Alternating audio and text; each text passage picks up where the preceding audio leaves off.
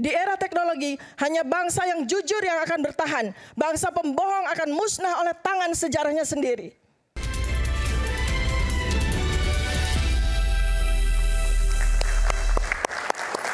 Sampai kita pada closing statement, pernyataan penutup, dan saya lemparkan kepada floor, ada Bapak pengacara di sana yang ingin menyampaikan sesuatu. Silakan, perkenalkan dulu Pak. Ya, terima kasih. 2,5 menit Pak ya, jangan panjang-panjang. Terima kasih Bung Aiman dan para peserta yang hadir. Rakyat bersuara. Ini ya rakyat bersuara. Narasumbernya cukup bagus-bagus, ahli-ahli lagi kan. Ini ilmiah semua nih. Tapi yang satunya hukum. Jadi kalau hukum dengan ilmiah itu sangat berbeda kecuali keterkaitannya pada pembuktian. Sederhana sekali sebenarnya Bung Aiman.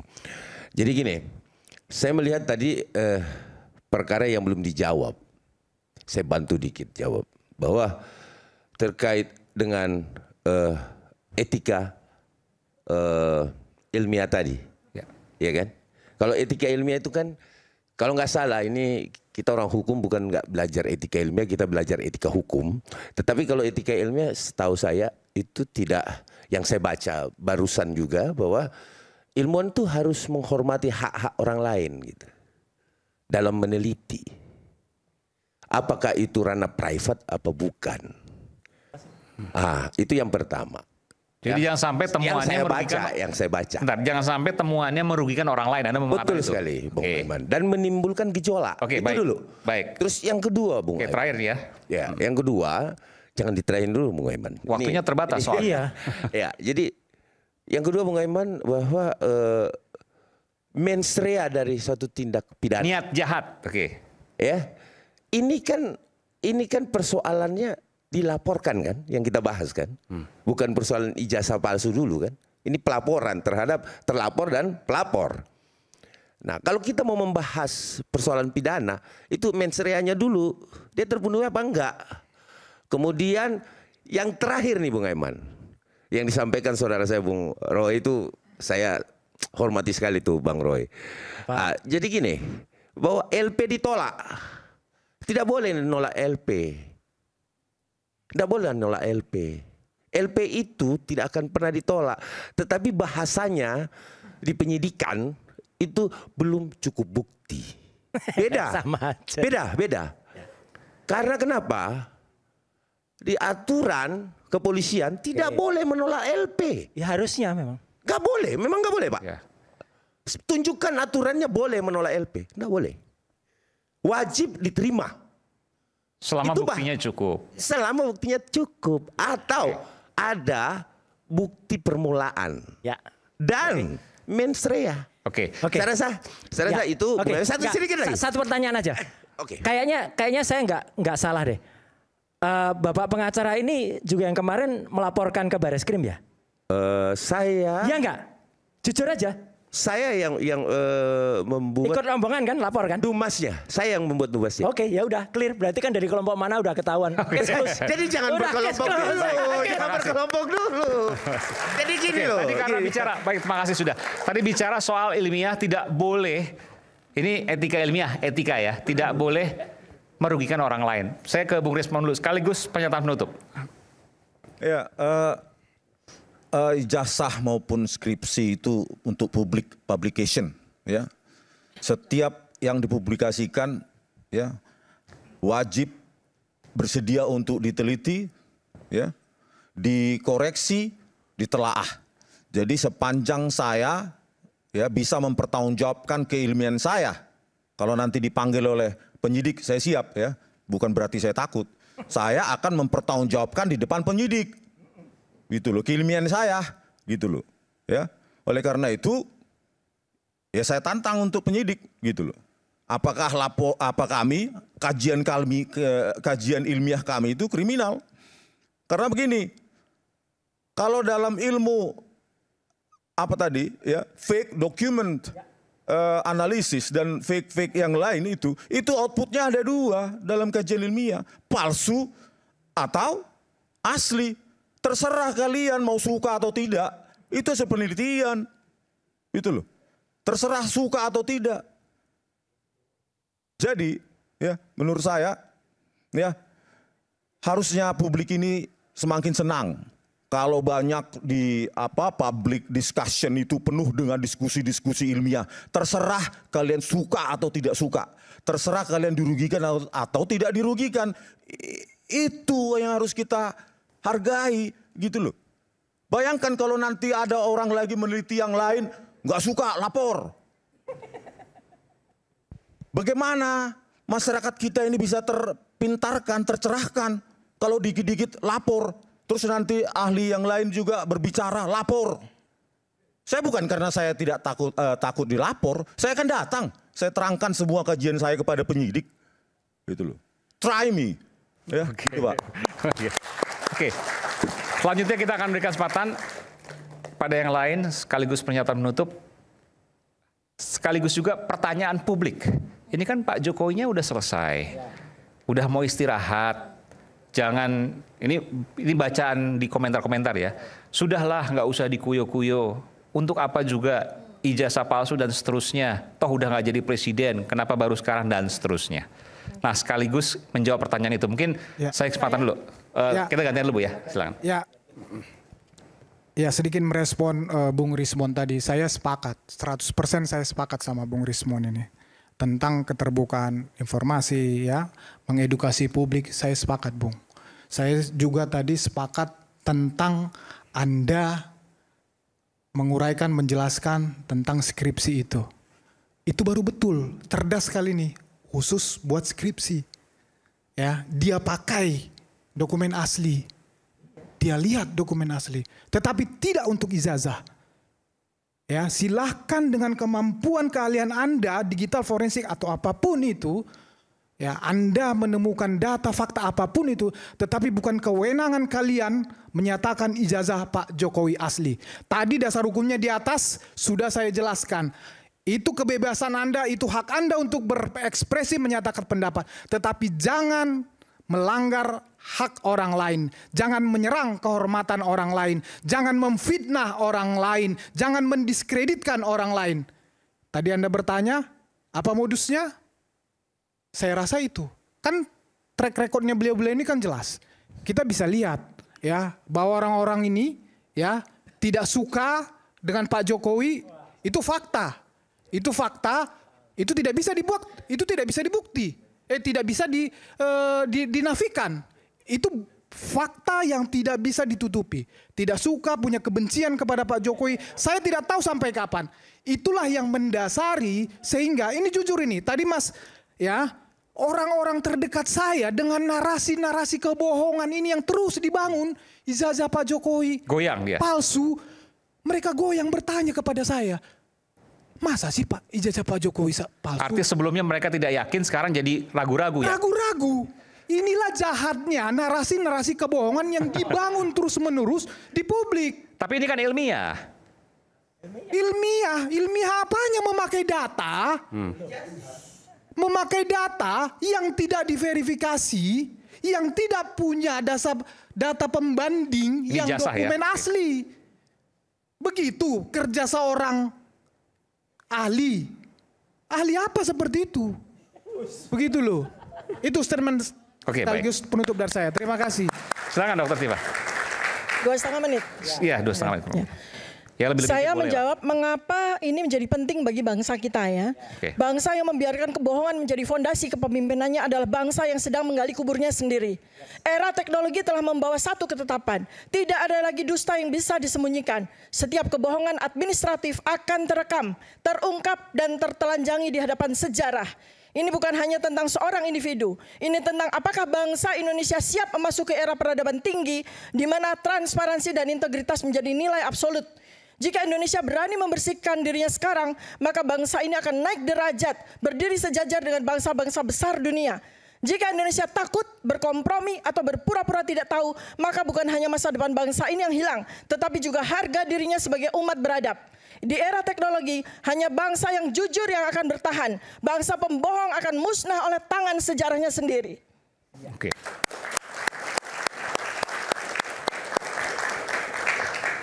Kalau tadi dikatakan bahwa proses ilmiah itu merugikan orang lain, apa jawaban Dokter Tifa? Kita bicara bukan tentang individu. Kita bicara tentang kelangsungan bangsa ini sampai ke depan. Kita masuk di dalam era peradaban tinggi, kita masuk di dalam era teknologi yang membuat kita tidak bisa lagi membiarkan setiap kebohongan sekecil apapun itu tetap dibiarkan begitu saja terjadi di negara ini. Kalau tadi dikatakan bahwa track record rekam jejak dari Bapak dan Ibu sekalian adalah pembenci Jokowi, apa jawaban Dr. Tifa? Salah besar. 2014 saya memilih Joko Widodo dengan kebanggaan karena saya berpikir Joko Widodo adalah alumnus UGM. Maka saya memilih Presiden Joko Widodo karena saya merasa bangga sebagai sesama alumni. Tetapi ketika kemudian setiap kali terungkap tentang ijazah ini, setiap kali terungkap tentang skripsi ini, membuat saya menjadi sedih. Kenapa? Kebanggaan saya, kecintaan saya dihianati dengan pembohongan yang kita bisa buktikan nanti di pengadilan. Silakan Pak. Ya, sejak kasus ini bergulir, Mas Roy, saya bertanya sebetulnya Anda bertiga ini sebenarnya tujuannya apa sih? Tadi sudah disebutkan oleh Dr. Tifa. Tujuannya membongkar persoalan ini, Anda bertiga mengekspos tanpa diverifikasi, tanpa bersabar menunggu sampai proses pengadilan. Anda bertiga akan dipakai sebagai ahli untuk menyatakan keahlian Anda. Tapi Anda bertiga justru tidak sabaran.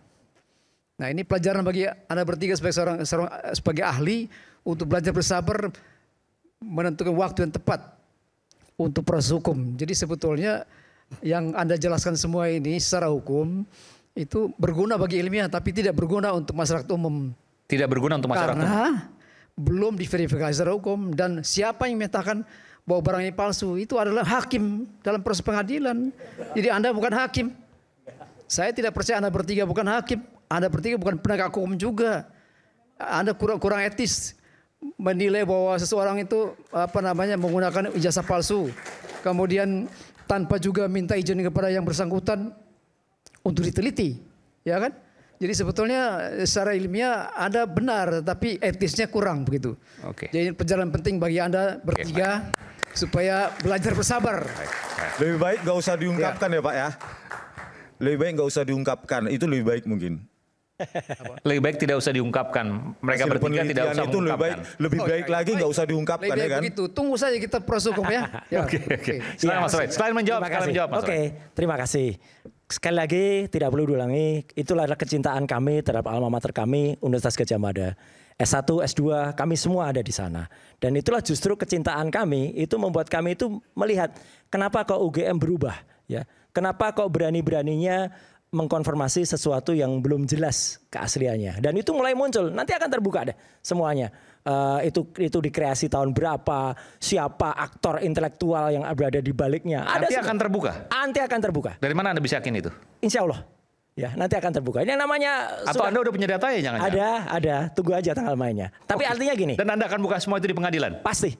Ya, pasti. Tapi yang jelas gini. Hak ilmuwan, hak peneliti, hak akademik itu mengungkapkan, tidak perlu tunggu sampai ke pengadilan. Kalau itu ya, kami katakan ya. Memang betul, bisa saja seorang peneliti itu salah. Saya juga tidak pasti 100% benar, Mas. Tapi kami tidak boleh bohong. Kami ini tidak akan bohong. Kalau ya kita katakan ya, kalau enggak kita katakan enggak. Kenapa ini kita ungkap sekarang? Supaya kita tidak mengulangi lagi tragedi ini. Ini tragedi besar bagi Indonesia. Ya, pernah memiliki pemimpin dengan ijazah yang diragukan atau dengan kata lain palsu. Karena sekarang pun ya indikasinya sudah ada. Yang sekarang masih menjabat saja. Itu pun nggak jelas juga, Mas. Mulai dari SMA-nya nggak jelas, 2 tahun. Kalau berani di Solo, sebut nama, biar besok saya laporin. Oh iya langsung, udah jelas yang menjabat siapa, anaknya siapa udah jelas. Iya, udahlah nggak usah mancing-mancing kamu. Ya, saya nggak akan Sebut nama kepancing. kalau jantan. Oh kita udah jantan, kita udah klip. Besok akan ada jelas. Jilat siapapun bisa. Iya. Jilat kekuasaan itu. Oh dia nggak usah jilat, Mas. Untuk menjilat kekuasaan. Sudah jadi komisaris kok, jadi nggak usah jilat dia. Ya udah dapat jabatannya. Jadi artinya, Mas, itu nanti akan clear ya. SMA-nya nggak jelas, kemudian pernah ngaku S1 di Singapura, ternyata Singapurnya juga nggak clear. S2 di Sydney, di Universitas Teknologi Sydney, ternyata itu hanya matrikulasi, clear. Kita tidak ingin punya pemimpin dengan kualitas itu. Ya, kecil aja kemarin dia udah bohong kok.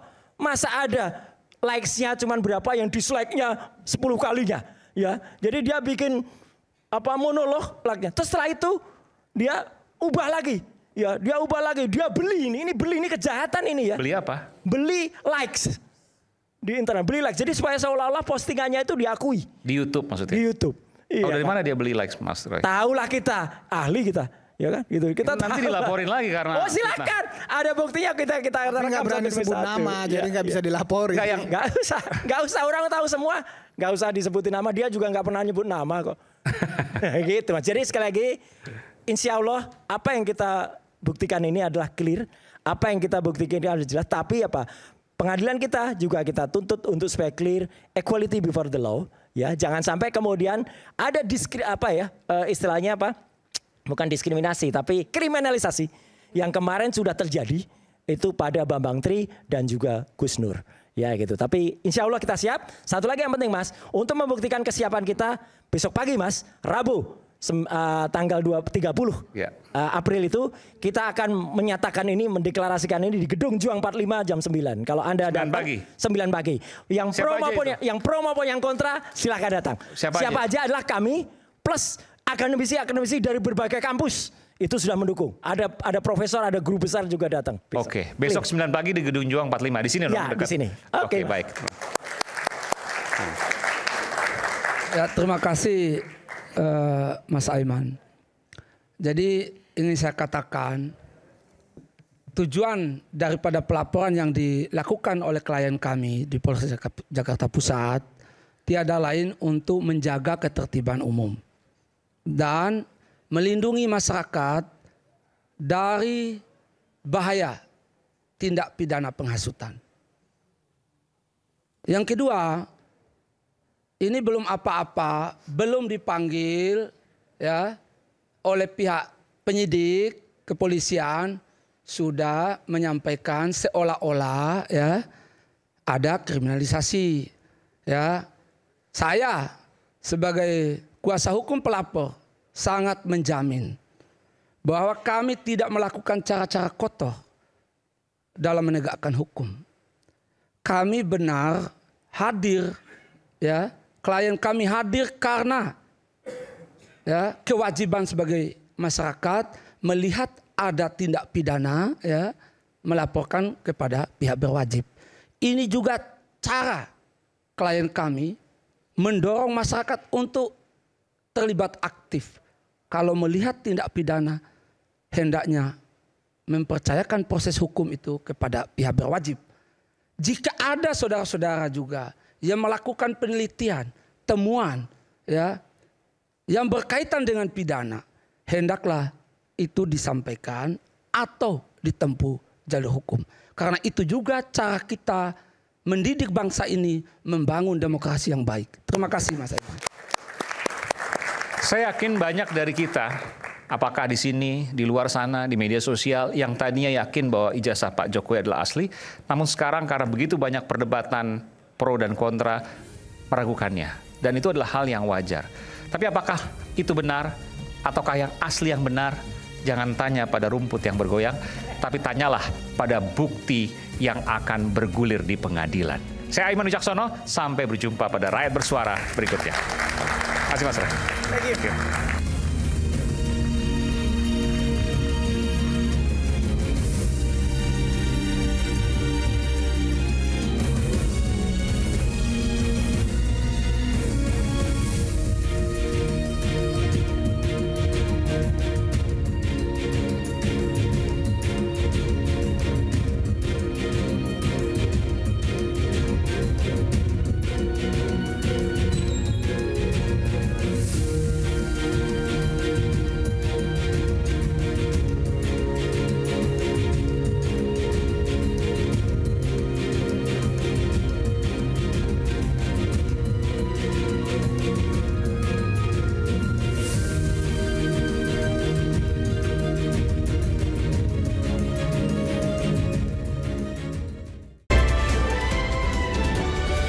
Acara ini dipersembahkan oleh